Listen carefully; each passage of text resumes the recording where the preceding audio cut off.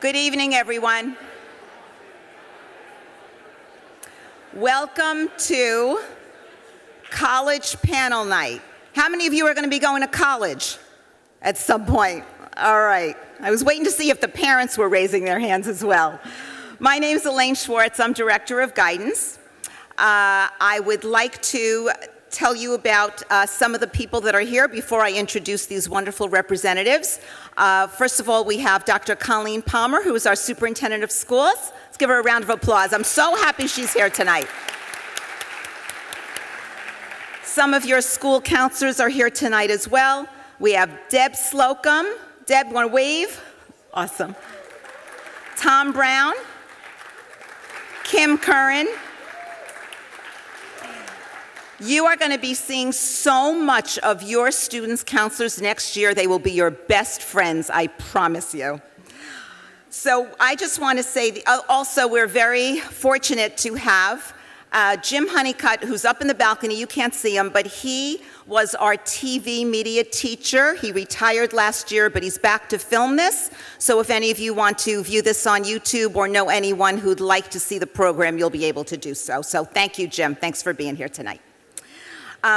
We are so fortunate and privileged to have these college representatives here with us tonight. They have volunteered their time. Many of them have either driven a long distance or flown a long distance, as you can see by the pamphlet that you're looking at. But they came here because they want to give you accurate information so that you can feel more comfortable and secure with this entire college process that you are embarking on. We know that you're in the midst of it right now. We know how overwhelming it can be. We know how stressful it can be. So we're hoping that tonight we can alleviate some of that stress and answer many of your questions. Right before the program began, I want to let you know, all of us, all these representatives, a number of counselors, and Dr. Palmer were all in our culinary dining room having dinner. Our students made the dinner, assisted, served the dinner. It was fantastic. So it was a great way to begin. It just can't get better than eating and chatting. That's kind of how we began this evening. So I just want to tell you, it is absolutely an honor for me to introduce these outstanding representatives, and I would like to tell you who they are. So my far right, your left, we have Jennifer Maholchik from Colgate University.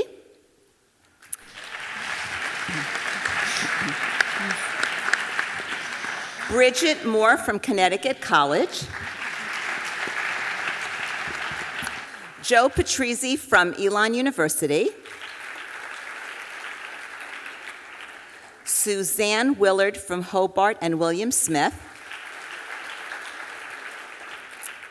Larry Alterman from Michigan State University. Jessica Shaffner from Syracuse University. Whoa. Sophie Howard from Trinity College.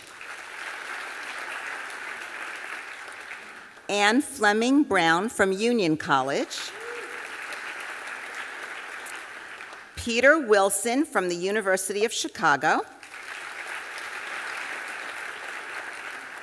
Peter Foxen from the University of Connecticut.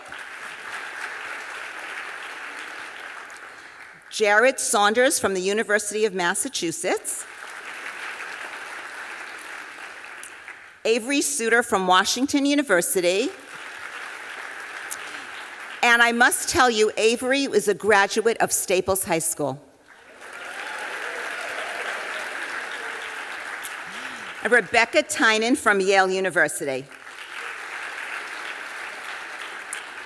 So each representative will speak about a topic pertinent to the admissions process, not necessarily about their school, but in general for all of you.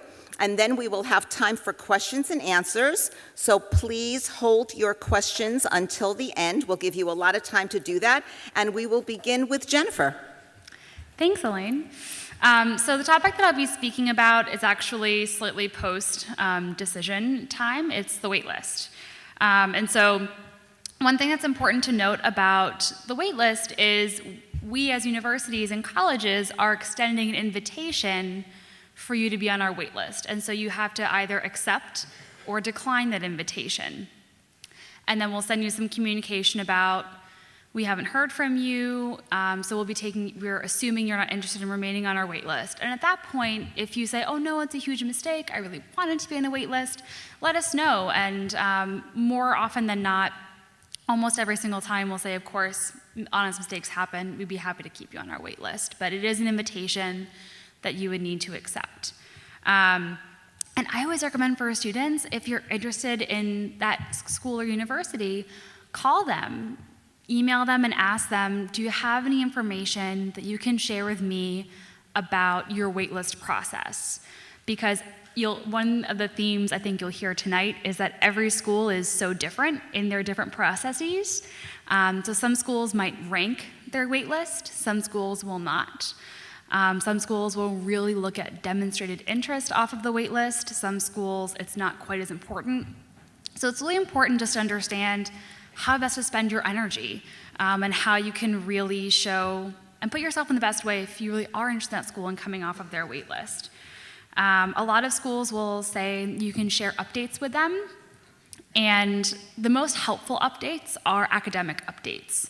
So sharing third quarter grades, or sharing if you decide to retest, you can share that as well. Or if there is something significant happening in your community or an achievement that you've had, feel free to stay in touch with us and let us know. But whenever you share an update, the most helpful one is an academic update. And one thing about the waitlist that is always tricky for us to share with families is that it's pretty unpredictable, because we're waiting for that May 1 deadline of the enrollment deadline, and so we'll never know until that date what we're gonna have to do with our wait list, because we'll have to see what other students come in. And then once we have our class, Colgate could be exactly happy with where we are, but inevitably, as other schools go to their wait lists, students who are deposited at Colgate will withdraw and pursue other waitlist opportunities, and then all of a sudden we need to go to our waitlist. So it's always kind of a balancing act during waitlist season. So if your admission representative at the school you're interested in says, we don't know yet, they're probably not lying to you. They just don't know yet. And I always encourage students to stay realistic about the waitlist. That ask the representative, last year, can you share with me how many students were offered off of your wait list? So that, it might be 6 out of 400 got off the wait list. So understanding what you can realistically expect from that process. And always, even if the school is your number one choice and you're waitlisted with them, always enrolling at another institution so that you're not stuck in August when your dream school doesn't take you off the wait list and you haven't deposited to go anywhere. So keeping all of those pieces in mind as you navigate waitlist season if you end up in that kind of pool. Thank you. I think that means I'm up. So I'm Bridget. I'm going to be talking about demonstrated interest. Has anyone ever heard that phrase before? Maybe a little bit. All right, so I think, as already was mentioned, the phrase you're going to hear the most tonight, especially since we have such a great range of schools, is it depends. And that's definitely true for demonstrated interest as well. So demonstrated interest means that a college or university is taking into account how much interest you have demonstrated in the process, essentially to determine how likelihood we think we are to get you on our campuses. Some schools look at this a lot. Some schools don't talk about it. Some schools don't look at it at all. So it is something you want to check and know about. I think someone else will be talking about interviews. That can be used for demonstrated interest, going to a tour. As much as everyone hates those little white cards that we hand out where we ask for your email over and over again, fill those out. We actually keep track of all those things, so we're seeing over and over again. So when I'm sure all the people up here will be visiting Staples in the fall, we come through and you fill out those cards, you come to a college fair, all those times are chances for you to express an interest in the school. Because at the end of the day, all the schools up here have lots of really wonderful qualified applicants, and when it comes down to making decisions, sometimes we have to look at that. And not, like I said, not all schools do, but if you have students who are identical on paper, have the same GPA, the same amount of APs, the same fantastic extracurriculars, and one student has visited campus, interviewed, and come to a high school visit, and the other student, you've never heard from them, you're probably gonna go with the student that expressed interest, right? Everyone in this room likes to be wanted. Up here, we like the same thing. That was a joke. too. We can laugh during this process, I think. So it is about expressing that. There are a lot of ways to do it. So like I said, visiting campus. Some of you might be applying to schools that are much further away. That might be a flight. I know some people flew here today. You don't have to get on campus. I always tell students that there's, just like everything in the mission process, there's different expectations based on every individual. If you live in Utah, I'm not necessarily expecting you to show up in New London. Everyone in this room, you can drive the hour up 95 to New London, traffic or no traffic, right? So depending on those kinds of things, we're taking that to account. I think one thing that people get concerned about is we don't forget about socioeconomic status. And so for students who might be harder for them to travel or get to campus further distances, we're looking at all those different things. There's not one thing you have to do, but there's lots of different ways to express to a school that you are interested in them and that you've done your research. It's not just showing up the door. If you come to Con and ask to be, a nursing student, no matter how many times you show up, if you keep on asking that question, I might think you never used Google, right? You want to make sure it's demonstrating both knowledge and interest. But there's a line. There's a line where you start to stop being interested and being that person who emails me every single morning. And Joe is going to take over there and talk to you about how best to contact the people in the mission office. And as smooth as that transition was, you would never guess that Bridget and I just met about 5 minutes ago. But and again, my name's Joe. I'm with Elon University, and I'm going to talk a little bit about how to be in contact with your territory's counselor. I don't know that all of us up here cover a specific territory. Not all universities do that, but most that I've interacted with do. And the first thing I want to say about contacting your territory counselor is that I do mean for the students to contact the territory counselor. I interact with lots of great parents in my job, and I'm not just saying that to sound nice. I really do. But when we get to the point of finding out more about Elon or more about any university, or letting us know that you're interested, or whatever you are using this communication line for, this is kind of the time where you start to, before you leave to go to college, to be on your own. You can kind of start to practice that before you get to college. And that's kind of how I look at that, and I think it's a real chance to practice that while getting the information direct from us. There are lots of different ways or reasons to contact a counselor. I certainly get lots of emails saying, I visited over my spring break and it was great, and that's a great email. That's a great reason for that. And others, if they're on the wait list or if they have a question about a specific program at Elon, when you get to an email where you're asking a question, my piece of advice that I've told all my little cousins who are now 17 and 16 and all, about contacting the person like me at their schools they're interested in, is to know the answer that you want when you ask the question. And what I mean by that is, if we all get 40 emails a day, the email that says, can you tell me how many people applied to your physical therapy program each year? That's a number that I can find for you and send to you and be very helpful and feel like I did a good job on that email. When you send an email that says, can you tell me about your physical therapy program? I want to know what you want, what you're looking for in a physical therapy program, and basically a question that I can answer that Googling Elon physical therapy won't give you. It makes it, I think, a better interaction, makes you a little bit more memorable of an email. And after talking all about emails, the biggest piece of advice that I give is to actually call if you have the ability to.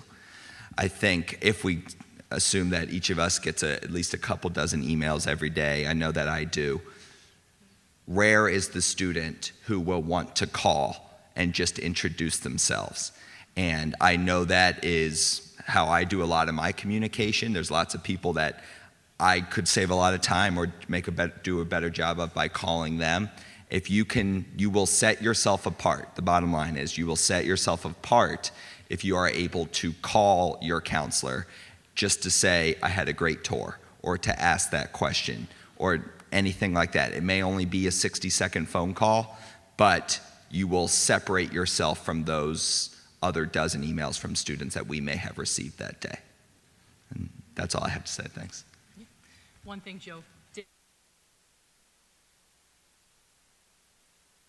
To talk about, there we go, is that stalking is a crime. So the calling, the texting, Joe's good with whenever you want to call, midnight, whenever it strikes you. At the end of the program, we will give his cell phone number. Feel free, family holidays, whatever it is. But no, my topic is, an exciting topic of class selection in courses. And I understand that all of you juniors, and I think sophomores as well, have already made your course selections for next year. And I just wanted to give a couple of tidbits of information. One thing that always kind of it's like nails down a chalkboard for me is when someone says, well, what should we take? Should we take the AP or should we take the regular class? And, someone in my position might say, well, take the AP and get an A, which I think is a very unfair thing to say to students because you can't treat everyone the same. I mean, if I ask the question, how many people think that they can complete an AP physics course right now? Okay. Yes, one student. Yes. How many people think that they can complete an AP Spanish language course? Okay, well done. If I spoke Spanish, I would start doing that now. What about AP Art? Okay, well, case in point is so many people think, oh my gosh, if I want to get into this school, I need to take 5 AP courses. That's not always the case, and you have to really look at who you are as a student and as a person. Okay, you need to know how you can manage your time, how you can manage your stress level. Physics still scares me. I avoided it like the plague, and I continue to avoid it like the plague. I learn about physics through the students that I talk to. It's my little nuggets of information that I will not have to suffer through for a physics class. Nothing wrong with physics, it's just it is not an easy subject for me. But in terms of classes, I think what's very important is you listen to those around you that are giving you advice, okay?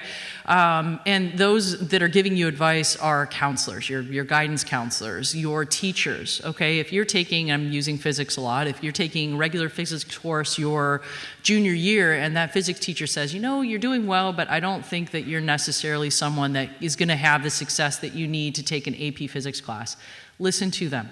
They are not trying to bring you down. Yes, it's important to stretch yourself academically, but you also need to listen to those people who know you as a student, who know you as a person. And they're telling you this information for good reason. They're not trying to slim down the numbers in a class. They're trying to make sure that you're set up for success and to grow as a student and a person. So, you need to be who know who you are. And, the transcript is the most important piece of the application because it tells the story of you. I always say sometimes you see a train wreck in first or second year of high school. And maybe that's, you just getting used to maybe a new learning environment, new teachers, maybe, there's a learning difference, something in your life caused that. And there's ways to talk about that journey, okay? But the transcript, what we, I think, as a collective group up here like to see is breadth and depth in your curriculum, okay? We all like to see the 5 core areas, math, science, humanities, foreign language, and English. We all love to see depth in those areas. Usually if one is a sacrificial lamb, it's a foreign language, so you're good with Spanish over there. But we like to see you increasing the level in each of those classes. You need to increase rigor where it's appropriate. All right, if you, in 10th grade English, if you get an A- overall in the course, you know what? I want to see you trying to challenge yourself the next year. Maybe it's an honors course, maybe it's an AP course, okay? Challenge yourself. I'm going to look at your transcript and say, well, I know that there's an 11th grade honors or AP Lang, whatever it may be. Why did this student do so well in this English course, sophomore year and not try to increase the rigor? Are they really someone that's going to be challenging themselves, okay? So that's very important to do. And at the same time, knowing when to pull back, okay? And knowing when is too much. APs, they take a lot of time and energy. Honors, they take a lot of time and energy, and you need to be able to balance it, okay? So, you need to, like I said, increase rigor where appropriate. You need to pull back when you know it's appropriate, okay? Because the last thing you want to do is take so much rigor that, you have this one course that you're just really struggling in, and then it tends to bring down the rest of your curriculum. Story of this year, an applicant who took one AP course his junior year, and senior year, he's like, I need to take lots of rigorous courses, so I want to get into college. And, as an average student, and, senior year, I get a first quarter, because he was an early decision applicant, a first quarter grade report, and it was, I think, a C or a D plus, or I forgot what it was. And I'm looking at it, I'm like, this is not really indicative of the student I know. So I picked up the phone and called the counselor, and the counselor said, you know what, I think he just took on too much. And it's a case in point of one course is a real challenge to him, and it was bringing everything down. So that's why I'm saying you need balance and you need moderation in what you're doing. If you're applying into a specific major within a university, I'm a liberal arts school that I represent, but there's other schools here where you're applying into, whether it's the School of Engineering or the School of Business or Science, whatever it may be. Some of those schools will look particularly at a certain area of study that you're doing. They want balance, but they also, if you want to go into an engineering school, they're going to look at, what's your chemistry? What are your chemistry grades like? Physics, biology, math. They're going to look specifically at that, okay? So know what you're doing if you're applying into specific majors, because sometimes they will look more closely at that, but they do obviously want to see some balance in the other areas, but they're going to be looking very specifically at the area that you're looking to go into, okay? And lastly, I think that, what you need to realize is that there are schools out there, there are hundreds of schools out there that will respect the academic choices that you make, okay? And you have to make them and you have to live with them. Just because you want to go to a certain school and you think that, they need a certain level of APs doesn't mean that that's the right fit for you. So you need to make sure that you have a wide range of schools that will respect the academic choices that you've made. And like I said, where appropriate, you need to increase the rigor that you have. So, if you have too much right now, you can always take back and listen to those around you so they can give you advice on what's appropriate. Okay, I'm going to be talking on finding the right fit. And I'm going to start out with some information that may be shocking to some of you in the audience. There are 4,000. Notice I didn't say 5, I didn't say 10, I didn't say 20 schools. There are 4,000 schools in the United States. And some of you are thinking, wow, I didn't know there were that many. Well, let's talk about the right fit. And to me, the right fit actually has kind of 3 different fits you're looking for. The academic fit, the financial fit, and the emotional fit. So for the academic fit, you're trying to get an idea, does the school have the academic program, or I would say programs, that you might be interested in?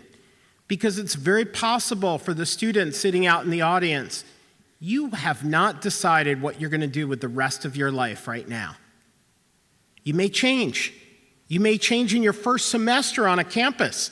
And so wouldn't it be great if you were on a campus where maybe some of the things you were thinking about changing are right there? What is the teaching style in that school? Is it lecture halls? Is it discussion-based?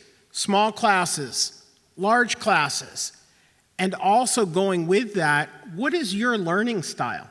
What learning environment is going to work best for you? That's very individual.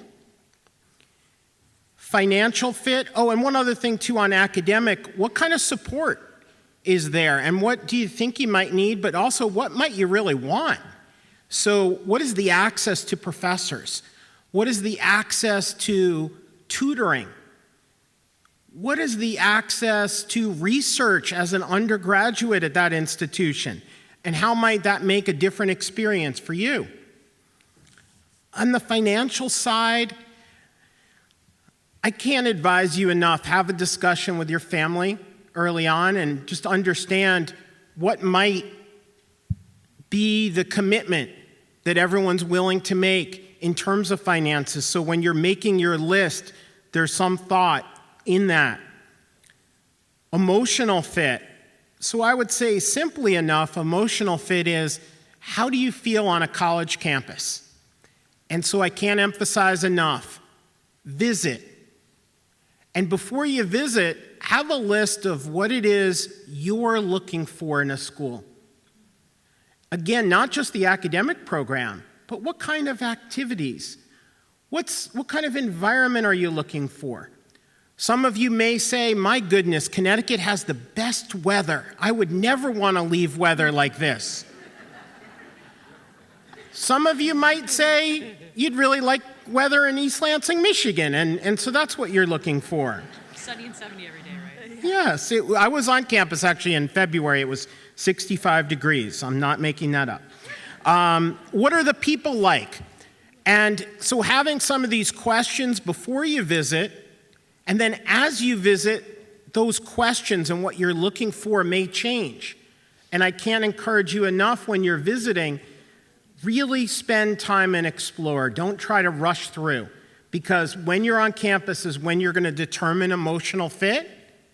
And if you have emotional fit, I believe it's your best opportunity to successfully develop academically, culturally, emotionally during the 4 years. Certainly ask questions. Certainly do research. The research never really stops. Not to make anyone nervous, but I believe you have about 348 days to make a decision. And I do really hope that you find the right fit. Because remember, when you are looking at the right fit, it's where you're going to be living for 4 years. You're going to be a member of a community for 4 years. And, for the students, that's going to be your life. So I really hope you do take it seriously and wish you best of luck finding the right fit. Yeah, Larry. Oh, yeah, Larry. Yeah, Larry. Nice job. Hi, everyone. I'm Jessie with Syracuse University, and I'm going to be talking about personal interviews. Kind of the catchphrase I would say for today is, it depends. And many of my colleagues have already said that already, and I'm sure many of my colleagues are going to say it again.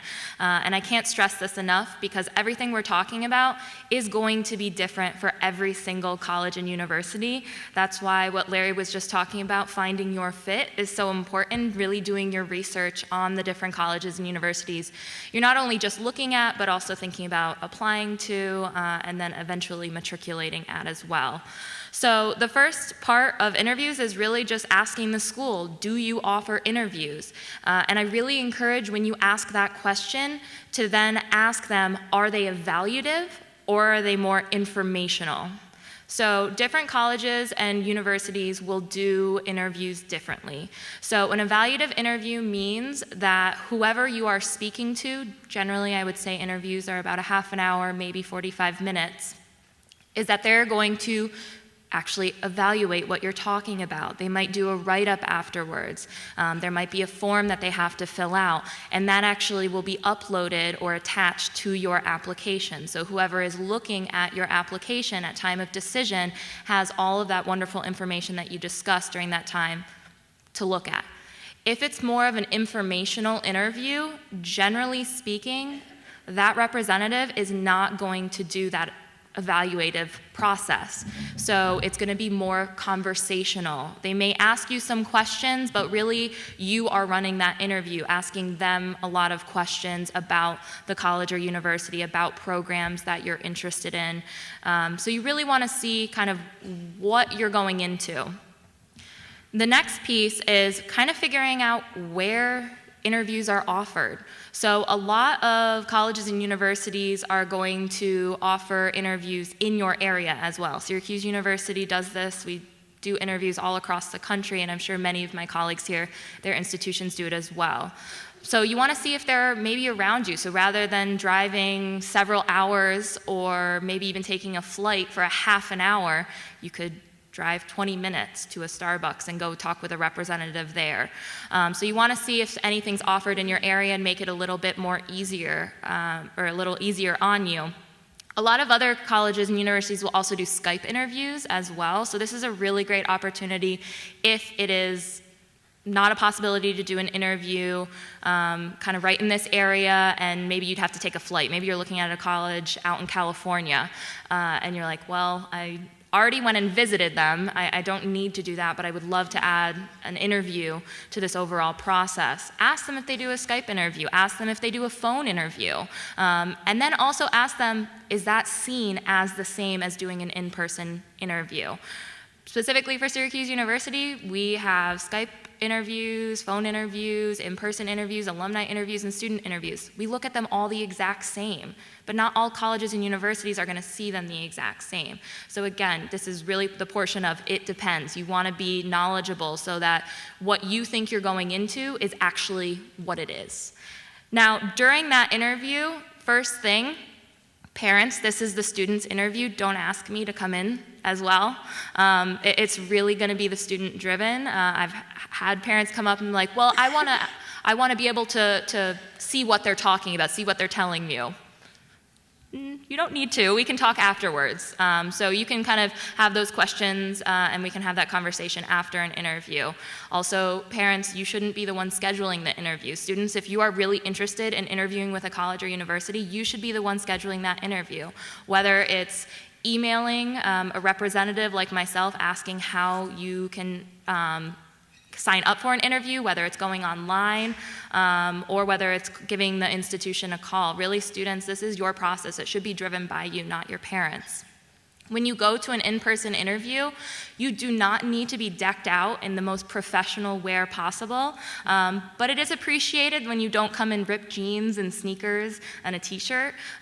We would like to see, maybe business casual, girls that could be khakis or a dress skirt, anything like that. Gentlemen, you don't need to be wearing a suit to an interview. That's not necessary, but just knowing that it is a little bit more formalized of a process and really coming in dressed like that as well. For the actual interview students, it is your time to shine. I know a lot of people get really uncomfortable bragging about themselves, but it's a half an hour of you bragging about yourself. You telling me how amazing you are. You telling me what you have maybe overcome or some clubs and activities that you absolutely love. It's really a time to exemplify kind of what you've been able to do within the 4 years of high school and really almost make that argument of why I want you at my institution. Because this is the way that you're really going to show me your personality and your characteristics and add it to that overall application. So just try not to be too nervous. I would say that we're not scary people. We're not trying to mess you up in that process. So come in relaxed and just ready to really talk about yourself overall. Thank you. Thank you. Nice job. Hi, everyone. Again, my name is Sophie Howard. I'm from Trinity College in Hartford, Connecticut. And students, I'm going to be talking about being you in the process. So I know you have already heard a lot from my colleagues up here about different things to think about in the college process, different things that you should consider. But remember, in its most simplistic terms, the college process is about you. You are applying to colleges, you will be matriculating to a college or university, and it's your process. In general, the college process is going to be very introspective and very reflective.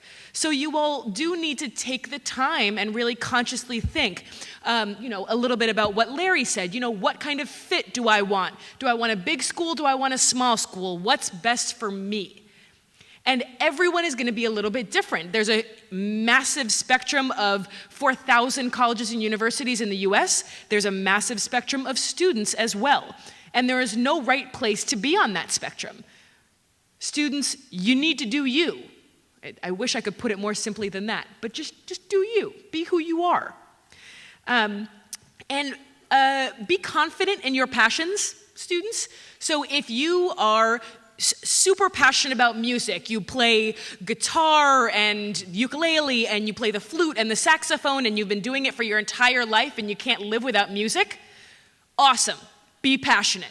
Love music. If you have been an athlete your whole life and you haven't, gone 2 or 3 months without playing a sport, and you can't imagine your life without exercise or without working out, without being on a team, that's awesome. Be an athlete. If you are super passionate about robotics, self-service here, Trinity has an international robotics competition every year, which is the coolest thing ever. But if you are passionate about robotics and you can't imagine your life without tinkering and building robots and being able to compete, that's awesome too. Be passionate about robotics. Again, there is no right way of answering this passions question. Be passionate about whatever you're passionate about and be confident in that, yeah? As admissions professionals, all of us have very elite fluff radars. That means don't put something on your college application just to put it on your college application. All of us have read enough applications that we can see that from a mile away. So again, just be you and be confident in who that is. All right? If, we see on your extracurriculars that you have very sustained involvement in maybe 2 or 3 school clubs and an athletic team, and then you've done one thing for, half a year or one thing for 1 year, we're going to say, that's a little bit different. That's a little odd pattern there. So, this just coming back to don't put fluff in your application because we're going to see right through it to give you the reality of it. Going back to this be who you are, when it comes to the extracurricular question on the Common Application and, on different types of applications, the Coalition application, the Universal College app, Trinity is exclusively Common App. So on the Common Application, you have 10 spaces for you to say, this is my extracurricular, this is how many hours per week, how many weeks per year, here's a short description, and here's my role. Do not think that you have to fill out all 10 spaces. You don't. You really don't. I see my colleagues nodding their heads. Yeah, don't do that. If you are a dabbler and you've done, 8 or 9 different school activities for 6 months or a year and you haven't really found a home for yourself, great, that's fine. Put that on your application. If, like I mentioned before, you have more sustained involvement in maybe 1 or 2 school clubs in an athletic team and you've done them all for 3 or 4 years and you've risen through the ranks from member to now vice president or captain, great, that's you. Put that on your application. If you don't have time for sort of quote-unquote traditional extracurriculars because you work 30 hours a week to help with household bills, or you take care of a younger sibling or a grandparent, or you have a 2-hour bus or train commute to school every day, that also counts as extracurriculars. We want to know that. So again, there is no right way of answering this question. Just be who you are. And the last piece of this is, it doesn't matter who you are, doesn't matter where you come from. Every student in this room has a unique story, and we want to know that. We want to know who you are. Because if you're not you on your application, who are you going to be? You're going to be the student that's going to be eating in the dining hall. You're going to be the student that's going to be tossing a frisbee or a football or playing spike ball on the quad. You're going to be the student who's going to be a member of our clubs and activities. Yeah, spike ball. Apparently, it's a thing. I don't know. Again, be you on your application. And on the Common Application, there is an extra little piece that's called additional information. It's right after the Common Application essay. And this is a place for you to just explain your own unique situation and your own unique story. So if you have an extra little piece, you want to explain something to us, give us context. Additional information is like a Post-it for your application. You take it, you put it where you want, and you say, hey, I'm going to give you some context, I'm going to explain this to us. Because I think one thing that all of us wish is that we could read your mind. We can't do that, students. I wish we could. But for us to know things, you have to tell us. So use that additional information piece. And be you. You do you, students. I like you just the way you are.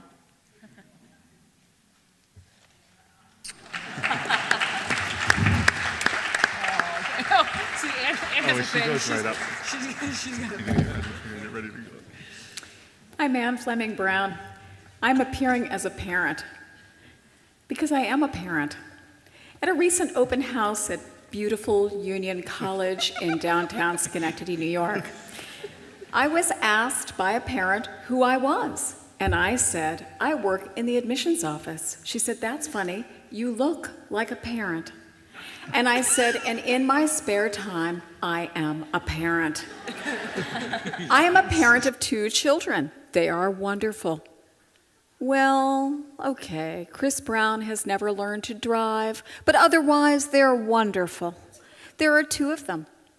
They both applied early decision to college. One got in and one didn't. That's another story. First, I'm here to instruct you parents in what should happen in the next year. How many days was that, Larry? 348. First, parents, what are your goals? And now I'd like to share some parent goals I have heard in the last week. 1, a very talented economics professor at Union. I said to him, and your son, currently a junior in high school, what does he want? Would he like a small college, a large university? What does he think he'd like to study? And this professor said he'd like to go to the very best college that he can get into. What? He doesn't want to know if they have a swimming pool or vegan cuisine. He doesn't want to know about the climbing wall or the majors there. This is ridiculous. The very best college that I could get into, that may be Yale. That's Becky. She's at the end. Next, I hear from my sister-in-law. Her last name is not Brown. I'm at no risk in speaking about my niece's college search. She has decided to apply early decision to a very beautiful university in the South. They have written to me and said, she just thinks this is the perfect place for her. And did I know anything about that college or that university? And what were my opinions? And they said, and as soon as you give us your opinions, we think we'll go visit.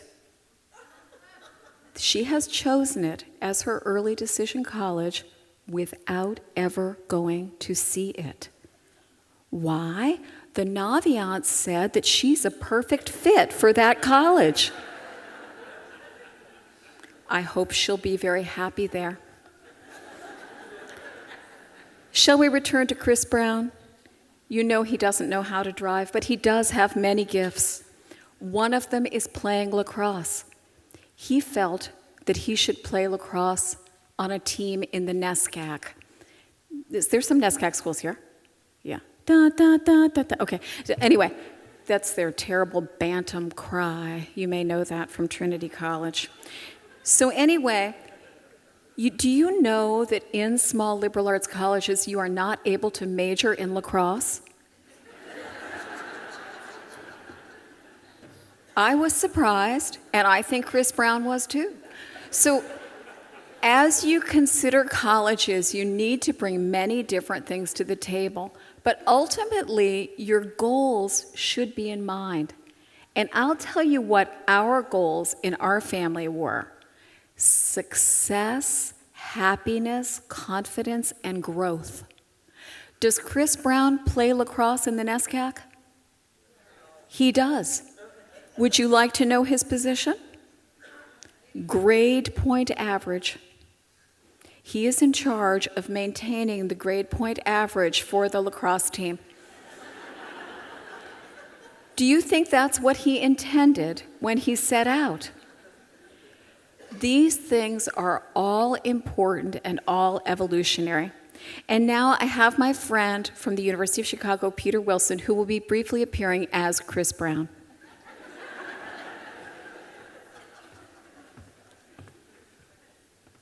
When you visit an admissions office, there is a door. Who will open the door, young Chris? Me. Go ahead. Who will go through the door first? You, Mom. Here I go. Now, here is the risky moment. He is behind me. Is he behind me? Get behind me. Sometimes in our admissions office, this happens. Hello, we are here for an interview. I recommend a small change in that order of events. Shall we go through the door again? Sure.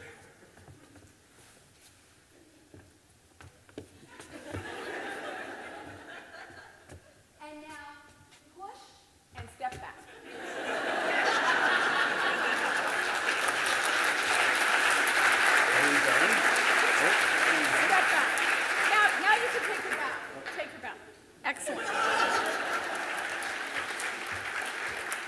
As you can see, Peter is an experienced admissions professional. All right, quickly. The answers to the questions are parents or students. Who plans the trip? Whoa, muddy, muddy, muddy. Who drives the car? Not Chris Brown. Who pays for the hotel? Who pays for the lunch? Who picks which colleges to visit? Ooh, good. Who goes on the tour? Okay. Who asks questions on the tour? Not true. Parents ask questions on the tour. Who attends the group information session? Both. Who asks questions in the group information session? All right, quickly, Caroline Brown raises her hand. We're at Mount Holyoke College, Mount Holyoke College, Mount Holyoke College. She raises her hand. Her mother is proud. She asks a question. Here is the question she asked at Mount Holyoke College. She said, at Barnard, do you give credit for advanced placement classes?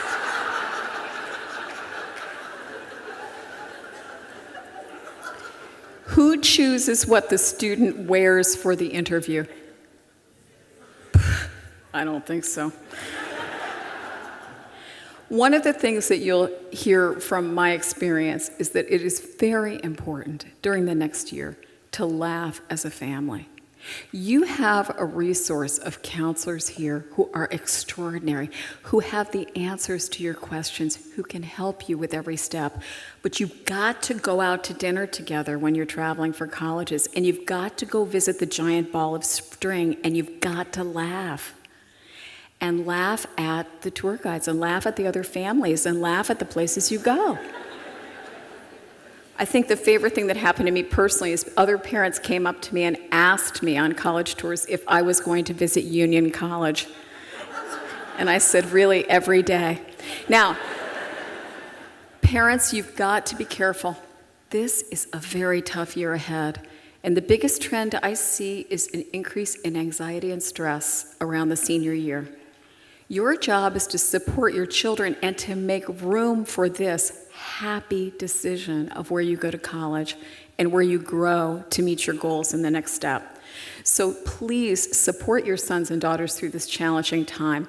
And the thing that I found very hard, which I will recommend to you, is that you stay as quiet as you possibly can. The areas that you need to advise your children are in geography. For example, do you want them to be within a certain distance of home? And money, and I think Larry really addressed that, learning about financial aid and what colleges cost. So if you can provide space for your children during the next year, I know they'll be very happy with their opportunities for college. Now, I'll just mention to you that, of course, I receive phone calls in the admissions office, and I received one in the fall. And a mother said to me, first of all, she said, Mrs. Brown, very bad sign, that means she knows me. Mrs. Brown, I'm filling out my son's college application, and I have a few questions. You don't want to be that parent, do you?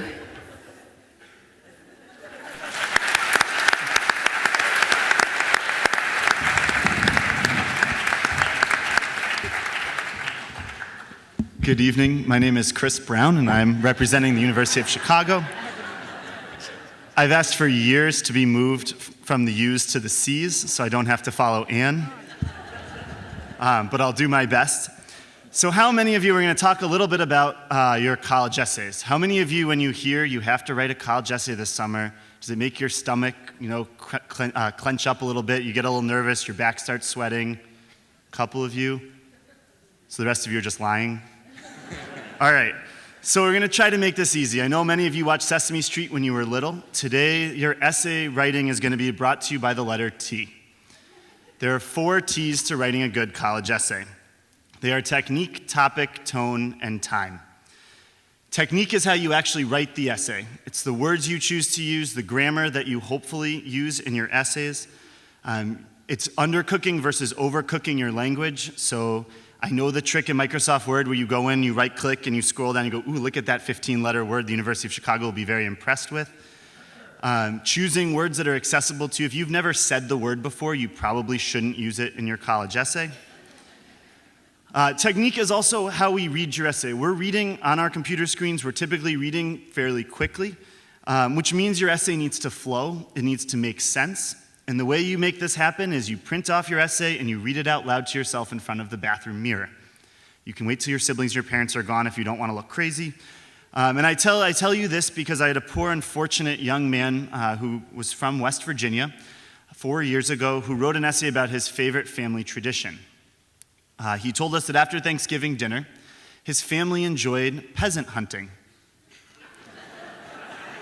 They like to eat peasants, they like to kill them, and in fact, they really enjoy deep frying them. We were a little worried about what type of roommate the student might have been. Second T of topic. As Sophie said earlier, be you. Every one of you has an essay inside of you. You just have to work with your counselor, work with your parents to figure out what that is. Many of you will say, and I get this question, and I think all of us up here will get the question, well, nothing bad has ever happened to me. What do I write about? Congratulations, nothing bad has ever happened to you. That is awesome. Essays can be about pretty much anything out there. Now, there is a line, and we ask as admissions officers for you not to cross it. We're going to call it the TMI line. Now, on this side of the TMI line are things that you would talk about with mom and dad and your pastor, your rabbi, your minister, your counselors, grandma and grandpa. And on this side of the line, things that if I were to talk about in front of my 12-year-old niece and nephew, they would turn bright red and start giggling. I don't care about what happened after prom. I don't care about your bathroom habits. I don't care about things that are on this side of the TMI line. I wonder why I get these essays. We probably get 50 to 60 essays about students' bathroom habits every year, and I think our panelists are all kind of smiling and nodding their heads too. This probably comes because you make the mistake of Googling how to write a good college essay. And when you read on Google, they say, when you write a good college essay, you want the admissions committee to remember you. So based on, I think, the expressions on everyone's face up here, yes, those students were remembered. They forget to tell you the most important piece of writing your college essay is that you want to be admitted to the colleges you're applying to. And my guess is that none of the other panelists up here have admitted a student who wrote that bathroom essay that we all remembered. Talk about yourself. I read essays where I finish and go, wow, I really wish I could have admitted Grandpa Frank to the University of Chicago. Sounds like a great guy. Make sure that you are telling us about you and telling us about you in high school. The third T of tone is the hardest. This is the hardest T. This is everything that we're getting about you by reading in between the lines of your essay. What type of person are you? What type of person are you going to be like in our classrooms? How are you going to interact with our faculty? What type of roommate are you going to be? So first and foremost, if you are in a bad mood, you fail a test, you lose a big soccer game, you get grounded. Well, none of you would ever get grounded. You're all wonderful human beings. That is not the time to walk upstairs and sit at your laptop and write your college essay. You'll end up with the poor young lady my first year of reading applications who wrote an essay that should have been entitled, My Ex-Boyfriend, an Ant-Infested Piece of Driftwood. Not so good for the young lady who applied, also not good for her ex-boyfriend who also applied to the University of Chicago that year. I'm just kidding, we had no idea who he was. But think about what type of person you're showing us. That young woman showed us that she liked to put people down. I don't care how terrible that guy was. All we learned about her was that she was someone who had a negative view on things in her life. Think about the type of roommate. Would you want to live with a roommate who is going to make fun of people or put people down? Or my personal favorite, the student who wrote about lighting anthills on fire with a magnifying glass. There's no way you could take a nap in the afternoon in your dorm room. Finally, if you are a funny person, by all means, please be funny. It is not time in your college essay to be funny for the first time in your life. There's nothing more awkward than the unfunny trying to be funny college essay. Be serious, be intellectual, be who you are in that essay. If you're a sarcastic person, don't be sarcastic, but other than that, show us your personality throughout your essay. Now, the final T is time. You cannot write your college essay overnight. Every single one of us up here has seen students who have decided they are going to apply to our colleges and universities at 11 p.m. before our 11:59 p.m. deadlines. We can see right through it. We can see it a mile away, maybe even 2 miles away. This summer, is a great opportunity to start working on your college essays. Students, the reason I'm telling you this, not only is it good because I know you're very busy in the fall, but when I come back in August and you hear from admissions officers and they may say things like, if you haven't started your college essay, now is a good time to start it, and you're sitting next to your mom, she'll give you the mom elbow because she's been bugging you the entire summer to start writing it, so at least you'll avoid having that happen to you. So with those 4 T's, you'll all have great college essays. Start them early, use your resources. The only grown-ups that really should be looking at these essays, your parents and your school counselors. You don't need other adults looking at them. Your counselors will say, if you have questions or you are having trouble figuring out what you want to write about, they are the ones that are going to be here to help you. They've seen thousands of college essays. They know what works. They know what might be crossing the TMI line. They know when you might not be talking about yourself. So it is really easy. All you got to do is think about the letter T.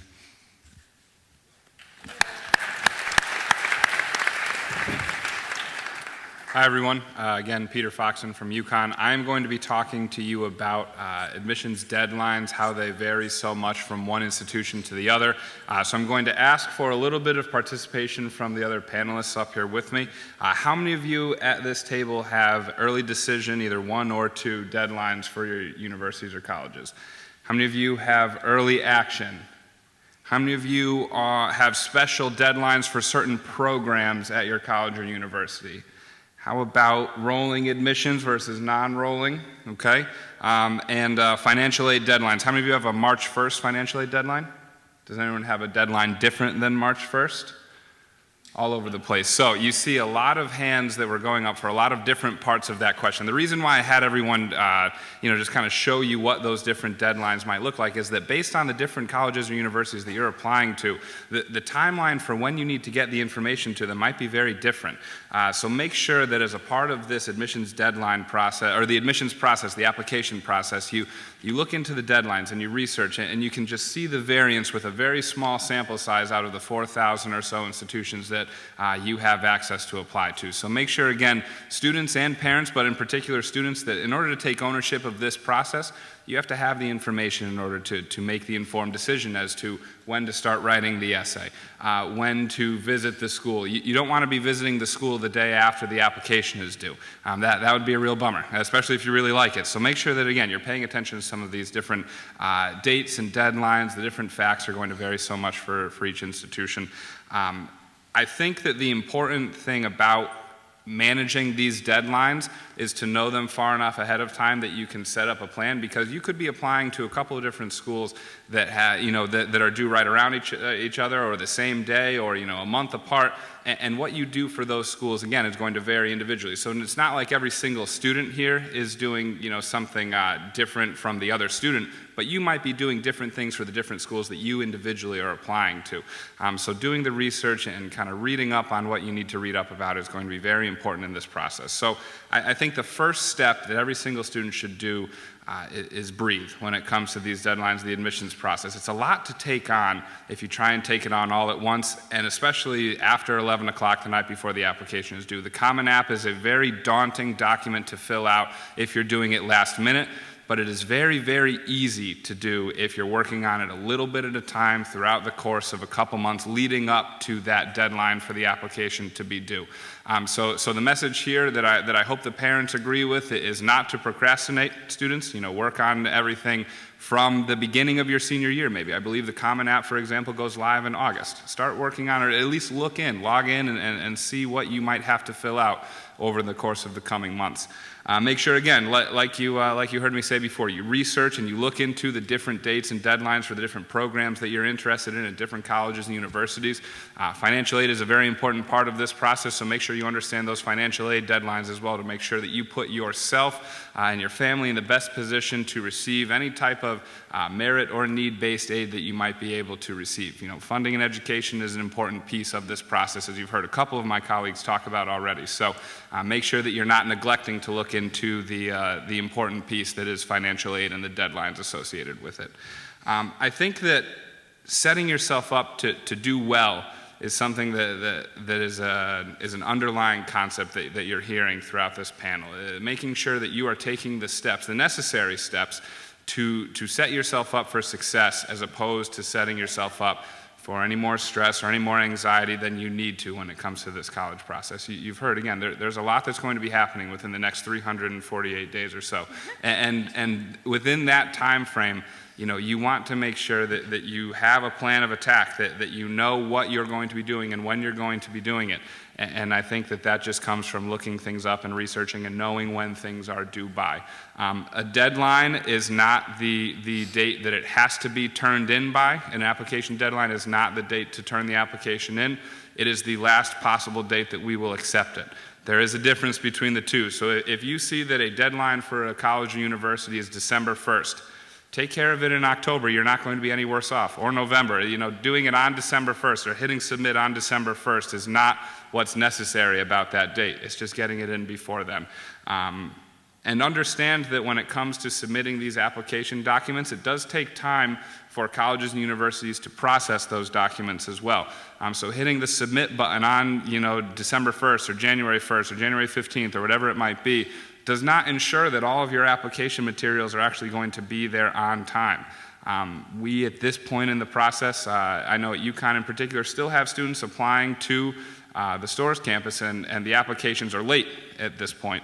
But you don't want to be included in that late population if you can avoid it. We want everything to be here and on time. We want to give you the best possible review of your application that we can when we have the most space available and everything. And that's what we're looking to do. We're looking to admit students. So help us to help you by getting that information to us early, having a plan of attack, talking about that plan with your guidance counselors, talking about it with your parents, and just really, again, take ownership of this process from the very beginning, and you really will be setting yourself up for success. And if you do have any trouble with the application or have any questions, reach out. Ask us a question, ask your guidance officers a question. Look online. I think a lot of our websites are pretty darn good. A lot of times those dates and deadlines are on the website too, so it's nice for you to reach out to us and ask a question if you have something specific. But you can also see those dates and deadlines on the website, or you can come to a tour information session and might hear that date and deadline when you're here on that school visit. So make sure that you kind of keep some of those things in mind as well as you move throughout the process. Thank you.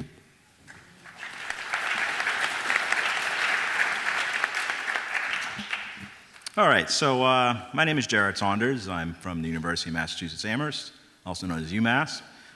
It's not too far from here, a couple hours or so, give or take, right up the Merritt Parkway and 91. Keep going, we're in the western part of the state. I may have passed some of you at a high rate of speed on my way here this afternoon. For that, I apologize. If you saw a gray Jeep with Massachusetts plates, rental car, and you were waving your fist at it, it was probably me. I had to make it here for dinner, people, so I wasn't going to miss that. It's good stuff. They have a name for Massachusetts drivers. I won't say it here because they probably won't invite me back next year, but you might be able to guess what it is.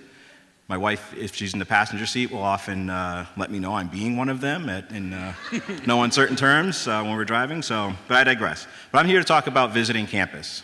And we talked a little bit about it in some of the other topics. It is very important to visit campuses that you're considering. Always visit a college campus when you can, anyone that you're considering. Because, every school has positives to offer, okay? I mean, they're all great schools. It's college. It's going to be the best 4 years of your life, right? Don't tell my wife I said that, but it is, they are a great 4 years. But you want to visit because sometimes it just comes down to a feeling you get. You're going to have a lot of schools that have the major you want, that have great facilities and great residence halls and all those types of things. But sometimes it just comes down to, can I see myself being here for the next 4 years? Okay, so very important to visit college campuses. Some schools, like we mentioned before, do track demonstrated interest, so they will keep track of whether or not you visited the campus. So it's very important to do that in the case of those schools. And in that case, you want to do the official tour, the official information session, that sort of thing. And you want to do those typically like during your junior year, the summer before your senior year. It's a good time to sort of check out a few different places and start narrowing things down. In the fall, you'll see a lot of advertisements in the guidance office, and you'll get emails from different colleges about their open house programs. The dog and pony show, the big, sort of where they roll out the red carpet for you. Those you want to go to, a couple of those if you can, but those are going to be for the schools that you've sort of narrowed it down to from the general tours and information sessions you've done during your junior year and during the summertime. Okay. And then if you know someone at a particular college campus, it's always nice to visit them and kind of get their perspective on it. I wouldn't do just that and get just their perspective. You kind of want to get a little bit of both, the official perspective, which is always very positive, and the perspective of a student that's there. They can kind of give you the real deal, if you will. So that can be very valuable to you as well. Sometimes people ask about the best time to visit campus, whether it's during the semester or during the summer. I mean, it's usually more convenient to visit during the summer. There's pros and cons either way. If you come during the semester, you get to see the place in action. You get to see the time during class exchange and things like that, and you get to sort of hear people and hear what they're saying about the school and kind of just get a sense of the people that are there. You can do things like read the student newspaper, or don't, because at our school, the student newspaper is completely run by students, and you never know what they're going to say in the newspaper, so you kind of take that with a grain of salt. If you come on April Fool's Day, it's a very funny version of the paper, often inappropriate, so maybe don't come on April Fool's Day and read the newspaper, but any other time, read the paper, get a sense of just what the campus is like. Go to the campus center, listen to what students are saying, see how they interact with each other. You get a real sense of the place. But sometimes it's not really convenient to visit during the semester because you're also in school and parents are working and things like that. So if you come during the summer, most schools will have summer hours where they have tours and information sessions. The campus usually looks its best at that time because the grass isn't trampled on and there's no trash from the weekends, and the grass is very green. It's not that muddy season during the spring. But there are downsides to that too, because just like here in Connecticut, we're not too far in Massachusetts, and you all know in New England, you have fall, winter, spring, and construction as the 4 seasons. And college campuses are no different. We have a lot of buildings that we're putting up and things like that, a lot of repairs and things like that. Those happen during the summer. So sometimes you may run into that. Really, I think the best time, we just had commencement last weekend. And I think the best time to visit a college campus is literally hours before, well, maybe not hours because you get stuck in traffic, but maybe a day or two before graduation, because the campus looks magnifique. I mean, the flowers, the bushes cut into the U and the M, and it's beautiful. They're out there morning, noon, and night putting the mulch down, and I mean, the place looks amazing. I mean, I've never seen a campus cleaner. So if you can go right before graduation, great. That's a great time to visit a college campus. Now, other things you can do while you're there, obviously you want to check out the campus, but check out the area around the campus. You're not going to spend all your time on campus. You're going to want to venture out every once in a while. So campuses are in different places. You have some campuses that are in urban settings, okay, where you're right in a city, a place like New York or Boston. Boston's known as a college city in a lot of ways because there's so many colleges there. So, and you have so many places that you can visit, within a 1 or 2 day period. That's a nice way to be kind of efficient in visiting your colleges if you have other colleges that you're interested in the area. It's a nice way to sort of tie things into your family vacation as well. If you're going away, maybe you want to go to a city or something like that and visit some college campuses. Or you can go to a suburban campus. They're usually a little more conveniently located, things like that. Parking's a little easier. They might remind you of home a little bit more. Sometimes they're in small cities like Schenectady, let's say. Great place, great city. I know a great place to go to dinner in Schenectady. It's called Manhattan. Okay, no, just kidding. I pick no. I pick on Schenectady because I have a friend who's from there, and also, of course, because Schenectady's a great town. I'm kidding. And Pat Riley's from there. Pat Riley's awesome. So, all right. So you have places like that. There's rural places. Some of these schools are in very rural areas. Beautiful, scenic, quiet places. Sometimes you might want to check out a school there.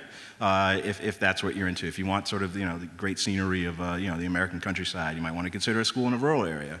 Now, some schools, like UMass Amherst, are in college towns, okay?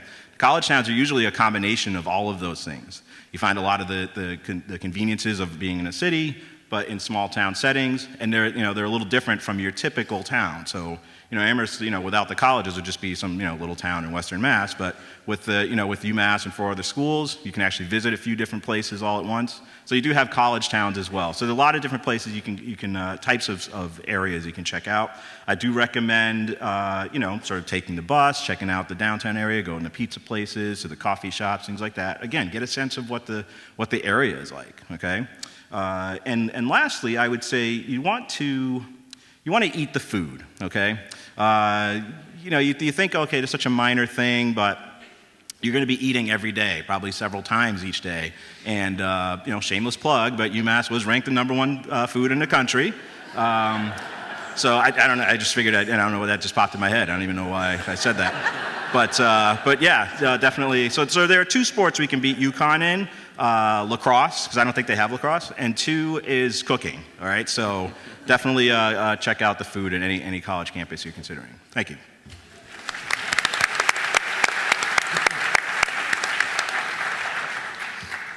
Hi, I'm Avery Suter. I'm an admissions rep from Washington University in St. Louis. I'm also an alum of Staples, so really weird to be back in my old auditorium.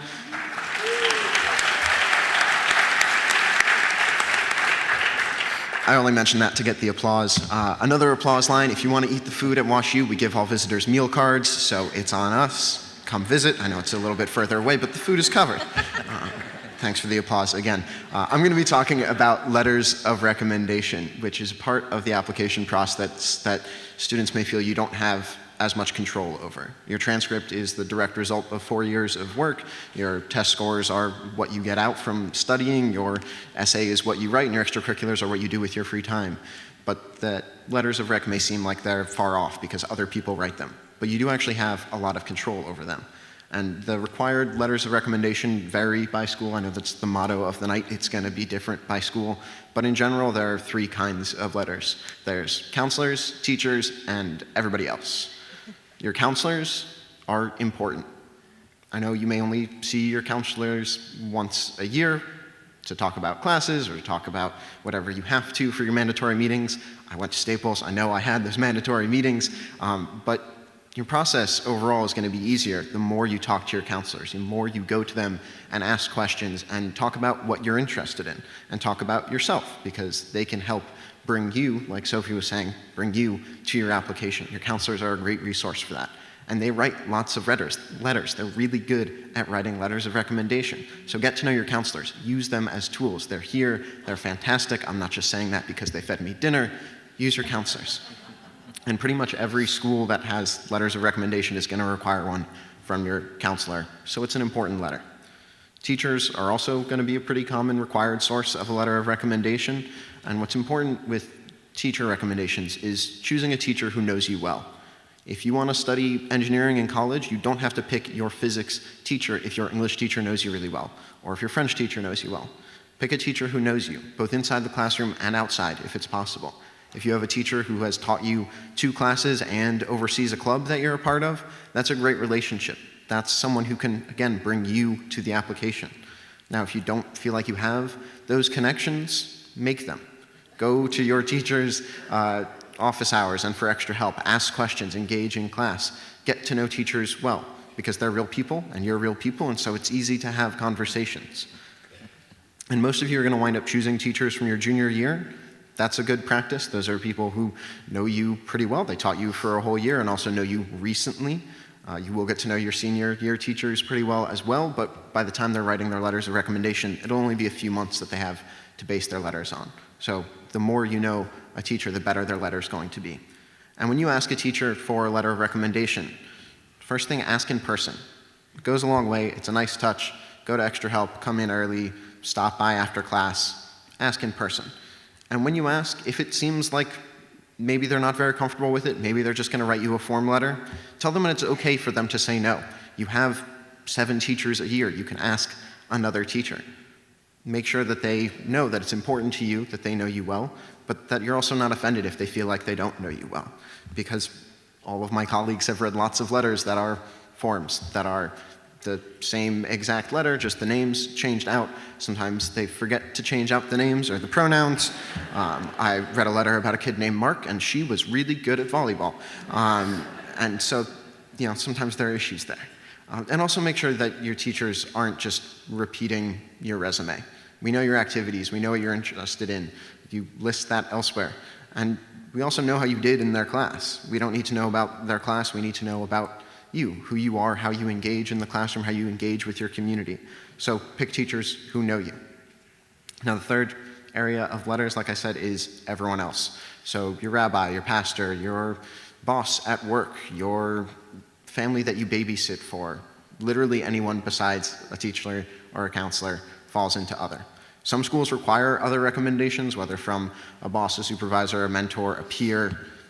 Make sure you know about those ahead of time and that you ask people, again, who know you well and can speak to you and can add to your application. If a school doesn't require one, think long and hard about whether it's going to add to your application. I've read some great letters of recommendation from bosses, and I've read some that just say, he showed up on time and did what we asked him to do. And that's great. It's happy to know you're going to show up to class on time and do what you're supposed to do, but that doesn't really bring that much more to your application. And in general, be mindful of the number of letters that are required. I've had applications that have the required 1 teacher, 1 counselor. I've had ones that have 8 teacher recs. There are only so many positive adjectives in the English language, and at some point it's just all diluting down and becoming a muddled mess, and I'm going to forget the important parts because I read through all of the bland, unimportant parts. So be selective, think long and hard about who you choose, and make sure it's people that know you well and can bring you to your application.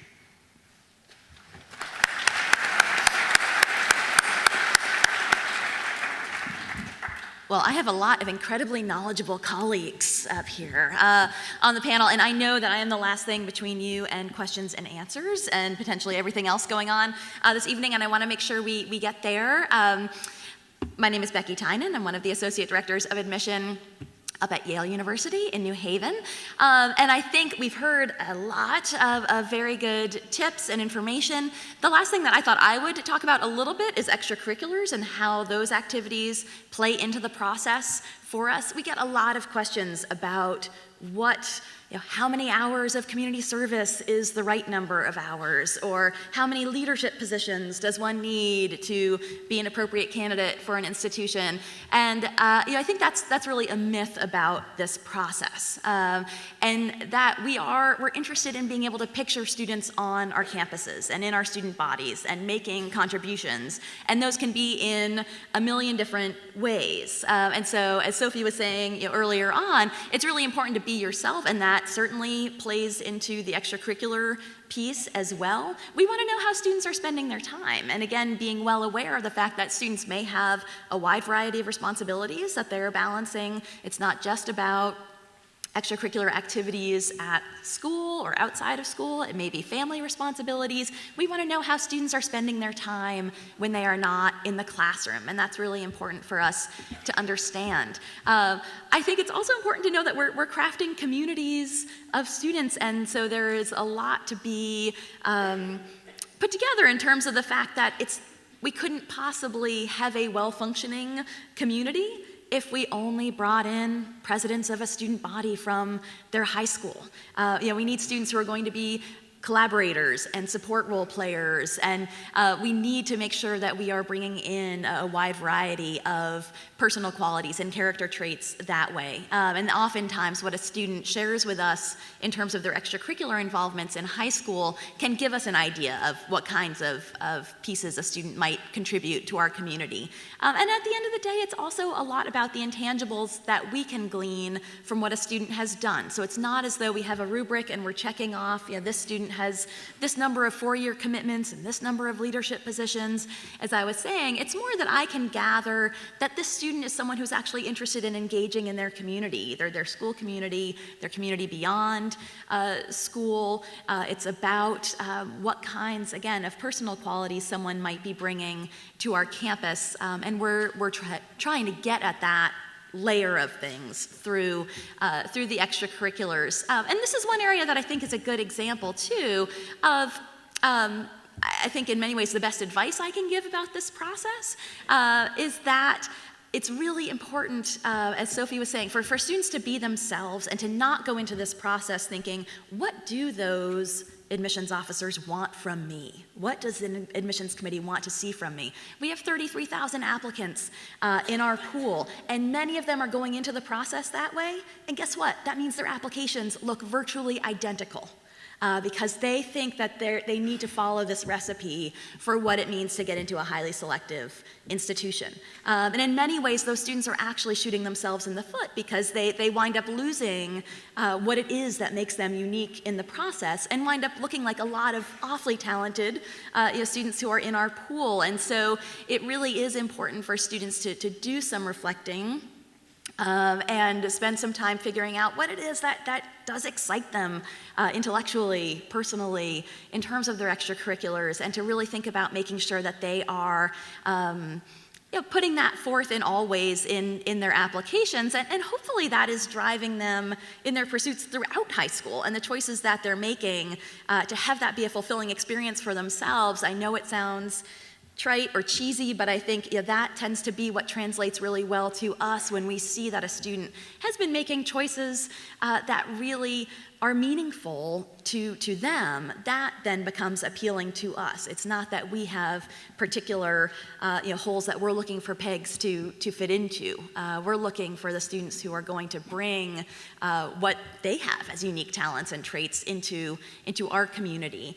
So as you're going through this process and thinking about the next year with course selection and extracurriculars and all of those pieces, know that you certainly want to make those choices meaningful, but know that often what's going to play best in this whole process is what actually is important to you, more so than what you may think is important to us.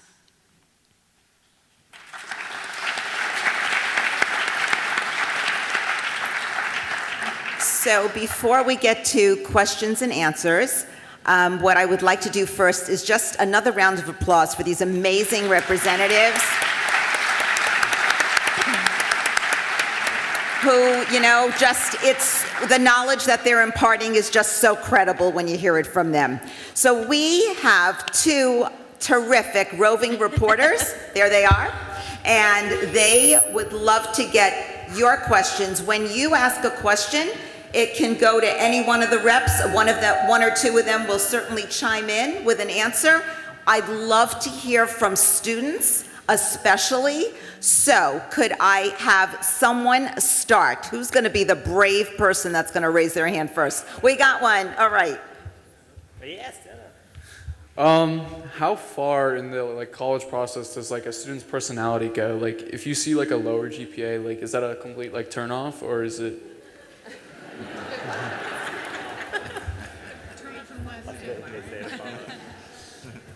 It varies. Again. Yeah, it depends. Yeah. So go. I mean, your personality is not going to make up for a bad GPA. But because, in our process, the first thing we're looking at are pretty much going to be your grades and test scores, that type of thing, at UMass. That's not true for every school. But the personality is part of the puzzle. So we do want to get to know you a little bit as a person outside of just the numbers. So certainly, not personality and oh, he seems like a nice guy, but more like personality and is this person going to be involved? Is this going to be a valuable part of person going to be a valuable part of our community in terms of what they're going to contribute to our campus? So in that sense, yeah, the personality is important. But different schools are going to probably put more weight on personality and that type of thing than others. That's where the interviews and things like that come into play. Also, just to add, your high school academic career isn't over right now today. You have the rest of this year, you have your start of your senior year to continue to show us what kind of a student you're becoming. So your GPA, what it is right now, you still have an ability not merely to influence your GPA, but also to really show us what kind of a student you can be. And so I would encourage all of you, keep working. Keep working to be a better student. Keep working on your academic record. You're going to benefit the most. I think one thing that I often say to students is the reason why every school looks at your transcripts and your test scores is because our first job is to make sure that we're admitting people that the rest of our university works with and can be successful in the classroom. So we do want to make sure that you can be successful in the classroom. But that is not to say that the personality and the gifts and the other talents that you bring into the classroom can't be a part of what will make you successful in the classroom. Anybody else? Anyone on that side? No? No one is there? We only have one question tonight? Oh, there you go. My daughter's already embarrassed. First of all, I'd like to thank the Can state. you imagine what it would be like to be Chris Brown? No. It's terrible. Especially the one that beat up Rihanna. Very bad. So, that was a bad joke, I'm sorry. No. Common First of all, mistake. I'd like to thank the Staples Guidance Department for bringing such an extraordinarily enlightened and interesting group of people. And secondly, to say a word about the Staples Guidance Department, I think I probably speak for a lot of the parents here, but I feel so extraordinarily lucky to have people that are as tapped in and as involved as they are. We're lucky enough to have Deb Slocum, and I'm sure you guys are all good too. But she answers every cockamamie question I ask, sometimes midnight. And the good news there is that it's really empowered us. We really feel that we're going into the night with a flashlight. So I'm going to ask a tough question because I feel empowered by the sort of the information that she's given us. One of the things that became obvious to us was that most of you, or all of you, look at the student as a whole, and there's a series of factors that we learn are important in you making your decision. And certainly GPA, I get that. GPA is over 4 years, is a body of work. It shows commitment. It shows the willingness a student may have to work hard and step up to the plate. I get that involvement in school is important because that's part of their community every day, and what are they willing to contribute and give back to the place that they spend a lot of time in all week. And I get the involvement in their community because it shows what kind of citizens they're going to be. I'm supposed to go make this faster, sorry. But what I struggle with is the other part of the equation, that as important as all those factors are, SATs and ACTs, to me, and this is one person's opinion, this is a 4-hour moment in time. And I struggle with why that is as important as these other factors. And I know, and you're all dying to speak. I think it's profoundly ridiculous. You're getting one person's opinion. So I would love to hear your views on that. Please, thanks. Union and Trinity are testing optional! Woo-hoo-hoo! I will say, so testing, actually I was on this panel a couple of years ago, and one of my colleagues from a school that's not represented this evening had the greatest quote, and she said that, schools that are test optional, one of the reasons why I think they go test optional is because, they want to, what do you want to judge a student's potential on, 3.5 hours of work or 3.5 years of work, okay? But let's be truthful, not every school is going to have the luxury to be able to necessarily spend as much time. If you're a school that gets 60,000 applications, Larry, you're a numbers guy. How many apps does Michigan State get? About 36,000. So 36,000 applications, which Larry reads personally, every single one of them. And he tells them exactly how many days they have until they can deposit. But with SATs, sometimes the larger schools, they need one more figure to compare students to. And you need to pare down that massive application pool some way. So they might be a little bit more numbers driven. But there are quite a few schools out there that are test optional, and know that if a school is test optional, they truly are test optional. They're not trying to trick you. And you can always look online to every college or university and see what the median 50% range is for the ACT and the SAT, okay? And you can look at it and say, all right, well, I'm in the middle there, so you're in the running, okay? Or you can see that my SAT score is extraordinarily high, okay? So you can see if you're in the top portion of that, or you can see if you're in the bottom portion. So test scores aren't going to be the one thing that's going to get you admitted or denied from an institution. It is one piece of the puzzle. And like I said, there are many schools out there that are test optional, so if testing's not your forte, then explore those colleges or universities. And there are a ton of schools out there, like I said, that just need, one more mathematical piece of the equation to put in. And sometimes test scores really help us in the sense of, maybe someone has a fantastic personality, and, maybe has a bump here or there on the transcript, but they have extraordinarily strong test scores. So sometimes, it helps us see a little piece of the puzzle and try to think, okay, what else is going on here? So it is a challenge, but there's ways to work around it and find the best fit for your daughter, who is really happy that you're her father right now.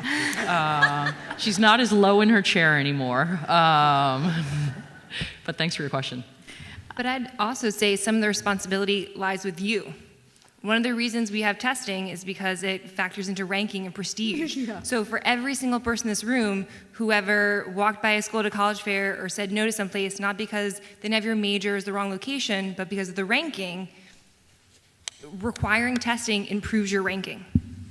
So when you think about that, you're the consumers, right? You're driving a lot of this process.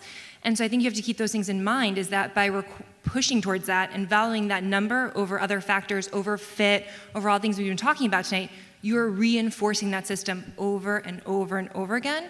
So I think someone mentioned about the stress and all that going on, if you really want to start helping to cut down on that for your children and everyone else, you have to not have that kind of just absolute cognitive dissonance in this process, where you say you don't want it to matter, and then you go to a place and you're like, oh, well, that testing range is too low. I don't think this place is, So think about what you're doing in this process, because that also matters, and it impacts what we do up here.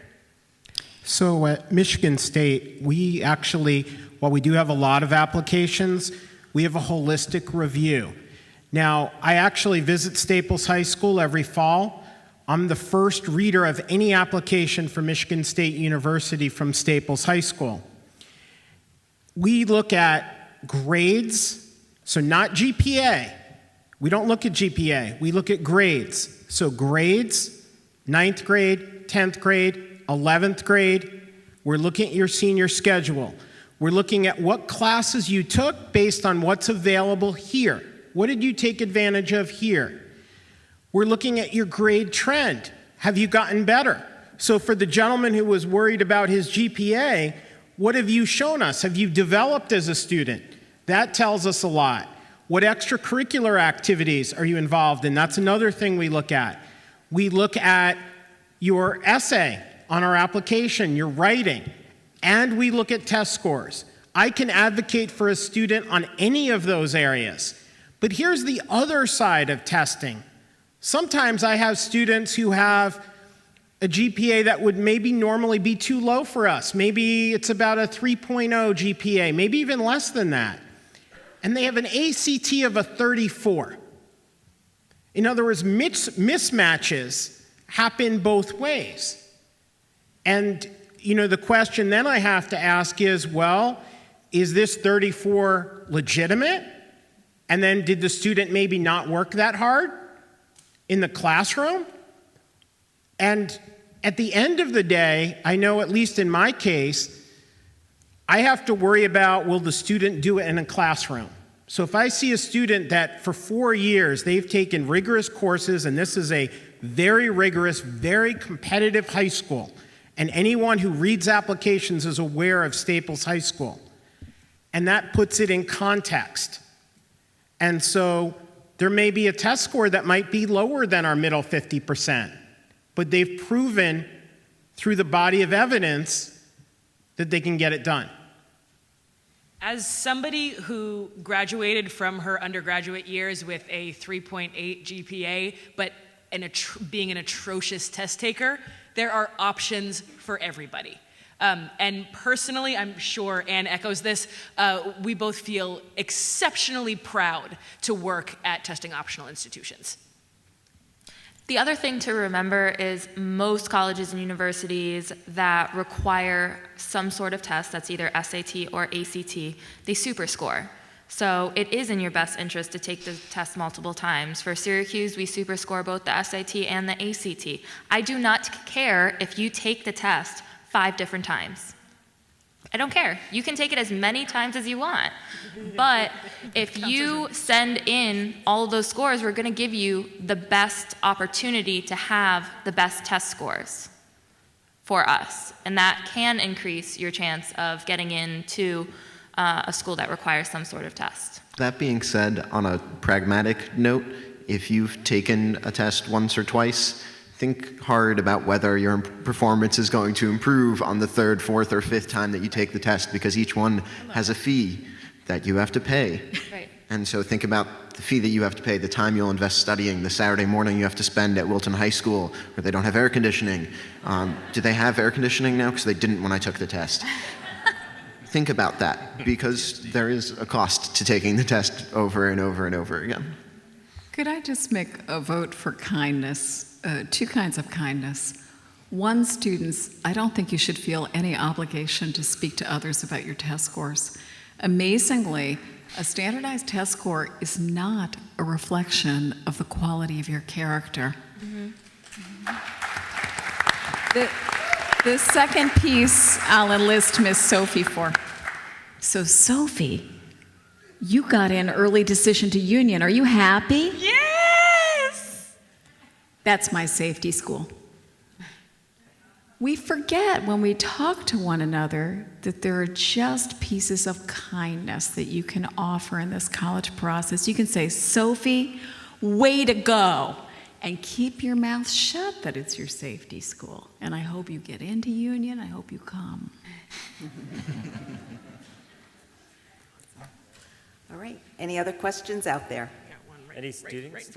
I see one out We have there. a student in See the one middle. in there. Got a student over here. Student over here. Oh, running around. Hi.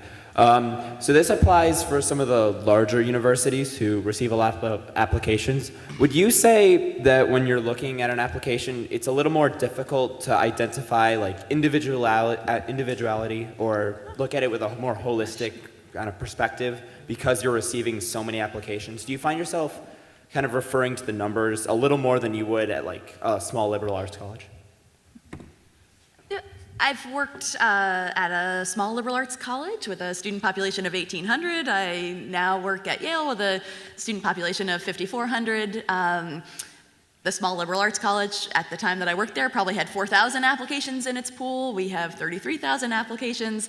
But I think that if an office is committed to a holistic approach to their process, then they are going to do everything they can to provide the appropriate resources, aka human resources, to that process so that they can be appropriately mindful of the people who are behind the application. So I personally don't see it as more difficult. I would very much say that in our pool, for example, the vast majority of candidates are very academically qualified. And I think most of us would all say that. We probably all would. And so we're looking at a pool where students have appropriately self-selected.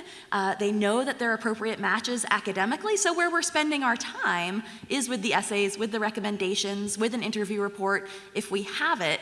And that's where students have the opportunity to really separate themselves. But when I have to make an argument to an admissions committee about why we should admit a student, that's going to be typically not drawing from their academic credentials. That's going to be taken for granted at that point in the process that they've met kind of the appropriate criteria that we would deem as preparedness to thrive at our institution. And then it's going to be, honestly, in such a selective process, what else is it that the student is going to contribute? And that may be on a personal level, that may be a particular talent that student's bringing to our community. But we are still, we need to be paying very close attention to where those unique pieces are.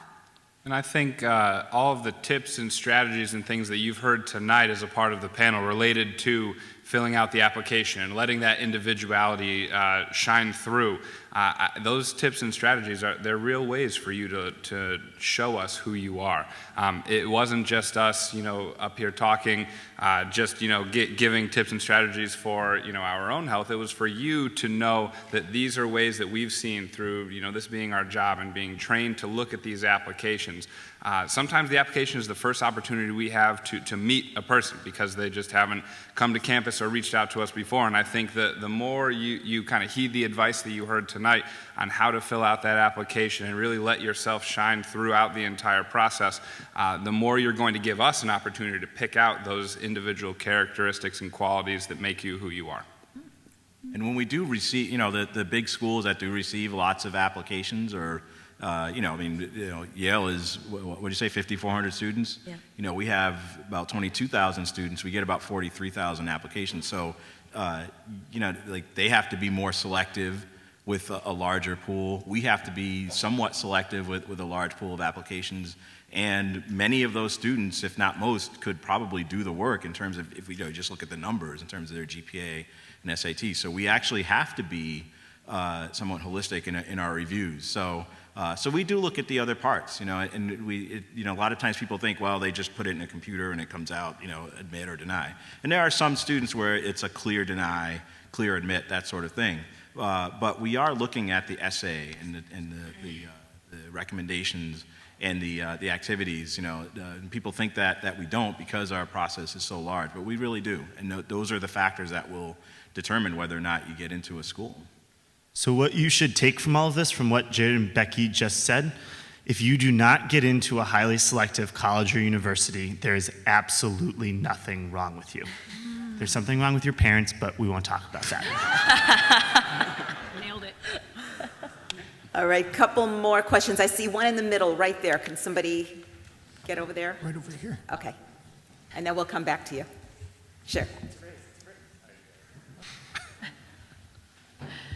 All right, so this has already been touched on a little bit, but when you hear Staples High School, what comes to mind? That was easy.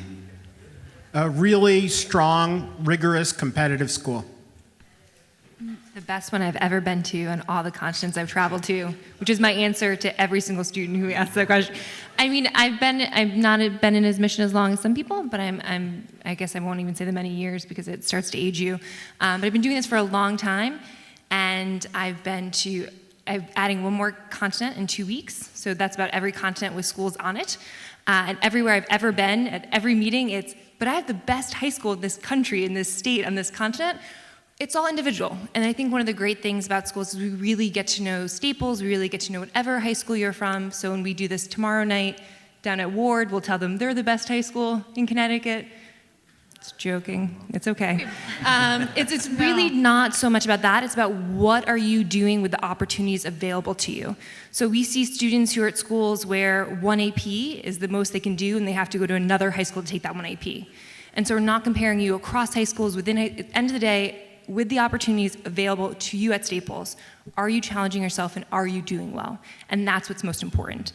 So don't worry about what other people are doing at other schools or those kinds of things. End of the day, with what's in front of you, are you taking advantage of it and are you doing lots with it? And that's always gonna be the most important thing. On the other hand, I know literally nothing about Staples because I don't actually recruit in this area. I'm just covering for a colleague. So, my first impressions are, have already been said. Very rigorous high school. Student body is very strong and determined, and there is definitely a very strong college-going culture here as well. So, I oversee a reading group for applications, and one of my readers comes to me and she says, "My favorite high school to read is Staples." Aw, that's nice. Yeah, I've been coming here for about 10 years now, whether visiting or doing these panels, and I cover the whole state of Connecticut. So pretty much every high school I've probably been to at least once, and it's always a very positive experience coming here. So don't worry about that part of it. Just do your best, do you and all that. But you don't worry about the high school because this is a very very positive environment. We know that. It comes through, just in being here tonight, but also in seeing how well prepared the students are. This is, you don't have anything to worry about. It's a great high school. And they're not just saying that because your guidance counselors gave us a nice little thank you for coming. Yeah. I mean, I'm hoping that they invite me back next year again for the food. But no, it's really a great school. You guys are quite fortunate to be students here. Great staff. And just to echo also what others have said, I think you can have peace of mind, both as a student and a parent, Whether it is one of us who actually recruits students from Staples, or if it's like Sophie who does not, any one of us who reads your application, in your application is something called a school profile. Every single high school has a school profile, and we get all of the statistics about students. So what is the mean GPA? What are the classes offered to you, both regular, honors, AP? What are the extracurriculars offered? So there's a real context of what type of high school that you go to, no matter who is looking at your application. And from that school profile, we can see how successful you have been, but also really as an entire school, how Staples has been as well. Awesome. And Go ahead. Sorry. I think this has been referenced a few times tonight, but whenever we have questions that the profile can't cover, or we just want to clarify something, usually our first move in admission is to contact the guidance department, to just say, hi, do you have any more information? Can you help us out? And you all are really, really lucky, and I think some of you have acknowledged it as well, that this guidance staff is phenomenal. And so they're there to help us understand you all better. And our job at the end of the day is to put everything into context. So they're phenomenal in helping us help you with just providing context for information as well.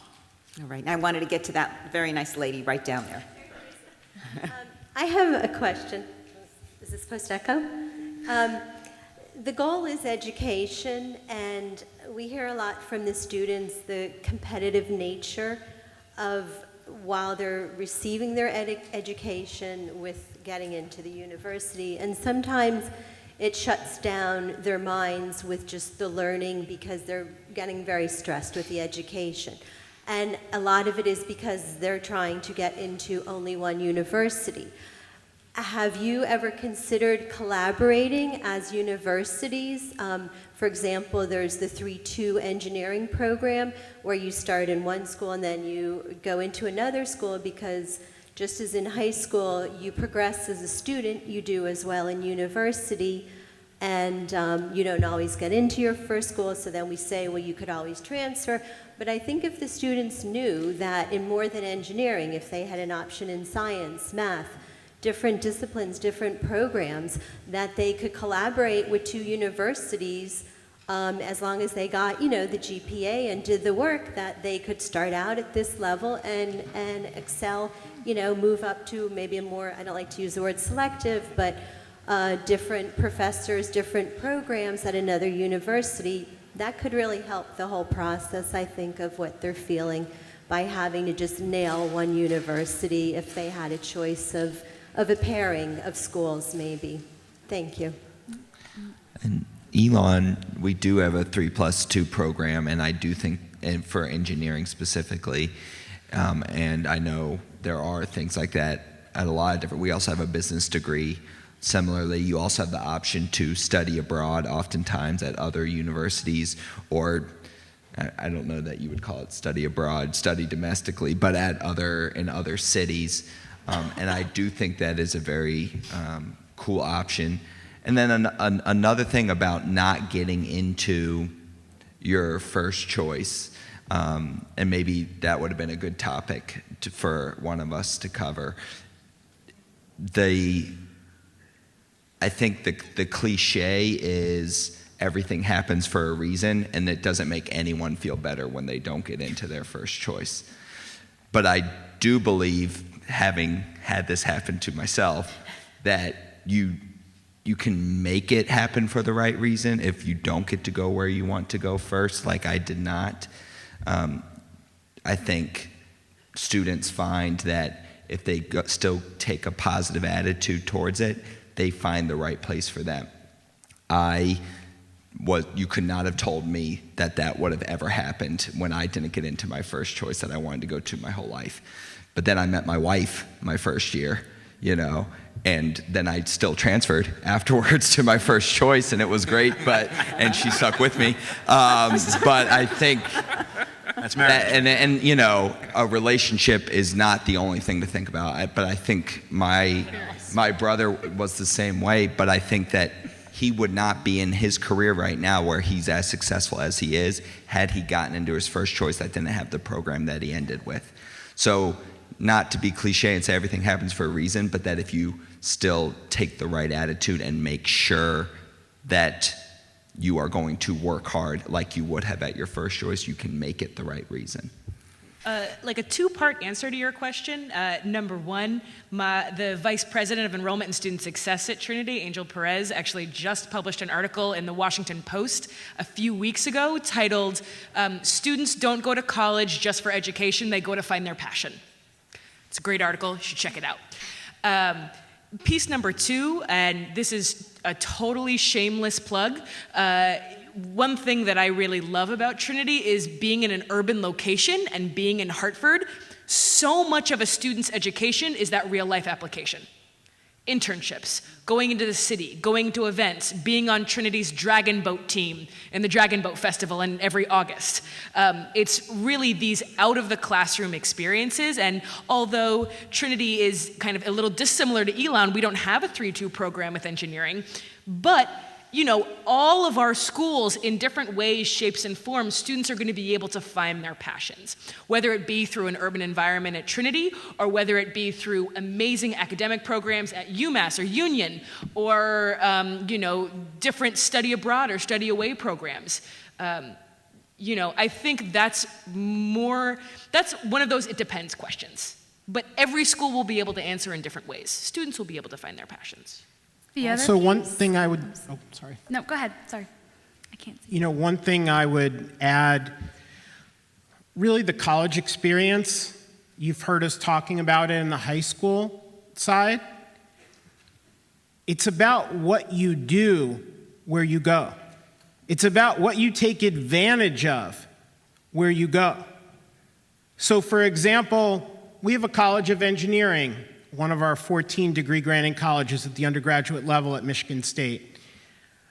We have an opportunity for students to interact with prospective employers at the end of their first month on campus. Companies like General Motors, Microsoft, many smaller companies as well. Can't make anyone go though. I tell my students to go, every single one who's going in for engineering, but I can't make them go.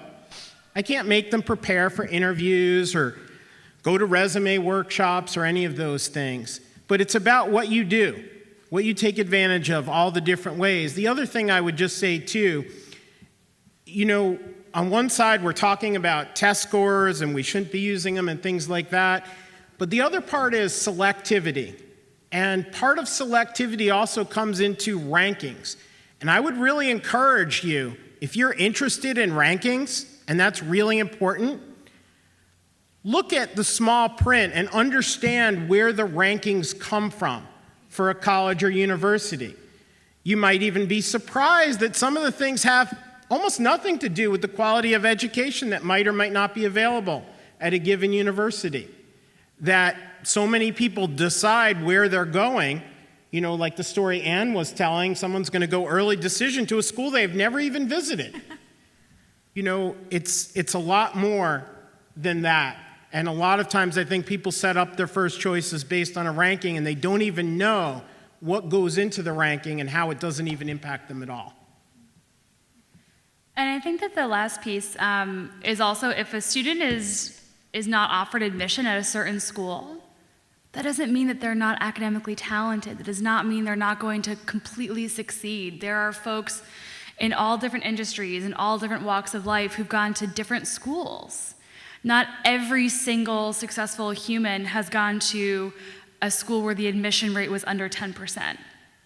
Not every single successful human has done a Research 1 program, but maybe they are in research now. Or maybe there was a professor at Colgate who's just received an Excellence Award for teaching in biology, and he was sitting with me in an information session. He said, I was a C average student in high school. I got a 1060 on my SATs. And all the students in the room, their jaws dropped because they couldn't believe someone who was doing cutting edge research had gotten those scores in high school. But then he applied himself in college and really found his niche. And I think that that story can be applied to any student. And so much of it does have to do with attitude as well. So it doesn't mean that they won't be successful. It just means you have to redefine what your expectations and what your vision might be for the future. Your hard work and your creativity are what are going to make you successful in life, not the college that you attend. That's the bottom line.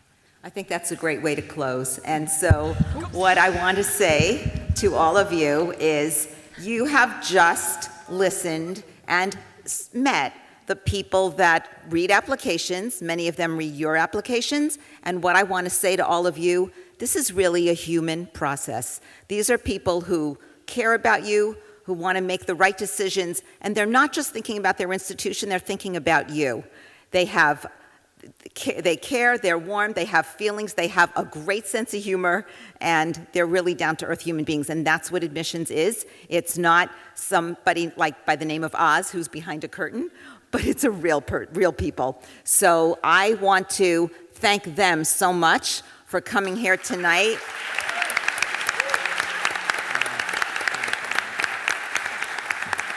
And giving you incredible information. I want to also tell the students that you will be hearing from us. We've got some great programs coming up for you. Next week, you will hear from us. We're going to send this out Tuesday, Wednesday, and Thursday next week, 23rd, 24th, 25th, during lunch waves. We are meeting with all the juniors. Anyone who can come during their lunch wave, we want to talk to you about the process and what things you might want to think about over the summer.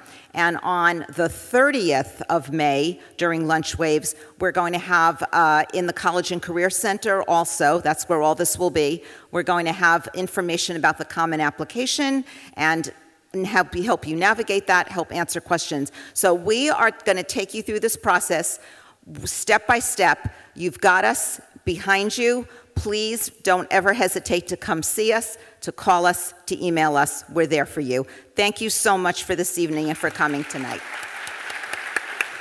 Be safe.